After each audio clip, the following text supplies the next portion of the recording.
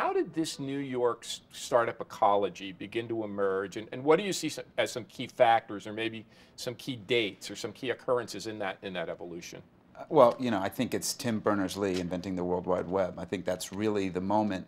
And my partner Brad says that the World Wide Web has caused a shift from electrical engineering to social engineering, and that's really what has driven it. And I also think that there's something about the engineer. You think about Wozniak, and you think about Zuckerberg. Wozniak was he built computers. He was a chip guy, yep. Right? And Zuckerberg is a coder. And those are two very different animals. 5 or 6 years ago, I went to visit a guy named Rob Kalin. He founded a website called Etsy, and I went to see him, and he had this really awesome office overlooking the New York Harbor. And I walked into his office, and he was playing his guitar. And he sang me a song, and I said, Rob, I didn't know that you were such a talented musician. And he said, Fred, I'm really an artist. He said, if I had grown up in the 60s, I would have been a folk musician. And if I'd grown up in the 20s, I'd been a painter. But I grew up in this generation, and my art is making websites. And I think that's what you have to understand, is that this is more art than it is science. And artists, I think, for the most part, congregate in cities. But for all of us who bemoan gritty, me, when I would come here when I was 15 to drink cheap beer and listen to great music, who bemoan the good old days. New York was a great place for artists, but maybe not being safe wasn't a great place to build companies. And I call it in my work quality of place. We just did a thing with Mike Bloomberg. We brought 30 mayors from around the world. And to a person, every mayor said, if your city's not safe, not much you can do. I think what happened in New York was a number of factors coming together at the same time. And I don't think we can discount how important the turnaround of New York City itself was to the whole thing, right? I asked Dan Gilbert why he's moving to downtown Detroit. He said, those suburbs are really expensive. I can do it more cheaply.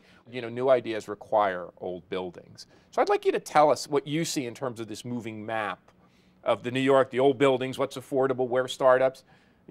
Obviously, a lot's happening in Lower Manhattan, but are there neighborhoods where this is happening more? Are there outer parts that are happening?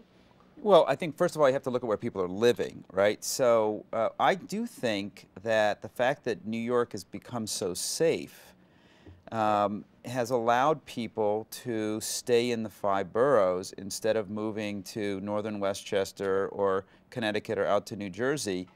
And I mean, I'm just blown away by what's happening in places like Crown Heights. And so what we are seeing in a lot of our companies, so companies that got started in 2005, 10 years later, the founders who started it were in their late 20s, now they're in the late 30s. They all have wives, they all have children, and they're all kind of living in Brooklyn now. They're raising their families there. There's issues about the schools. We better get the public schools in Brooklyn to get better quickly, because we'll have a problem with that. There's not enough private schools, and private schools are expensive. But the housing stock is good. The neighborhoods are safe, and people are moving out there, and there's a lot of development going on. And so now the companies are thinking, well, gee, let's move to Dumbo, let's move to Williamsburg, let's move to Greenpoint, let's move to Gowanus. Right? Let's be near the Barclays Center. Let's be near that big transportation hub in Atlantic Yards. Question from the audience. What key priority should New York City's next mayor have for the tech industry and the tech economy? I would say the most important thing that the New York City's next mayor could do for the tech industry is regulatory relief. Yep. And I mean, a good example of this is that Uber, Halo, Lyft, Sidecar, it's been really hard for them to operate in New York City. The current administration has, Airbnb is another example of this. Yep. The current administration has tried to help as much as they possibly could. That's the right approach. A mayor who's more kind of stuck in the regulatory, system would be, I think, really bad in that way. So that'd be the number one thing I'd say.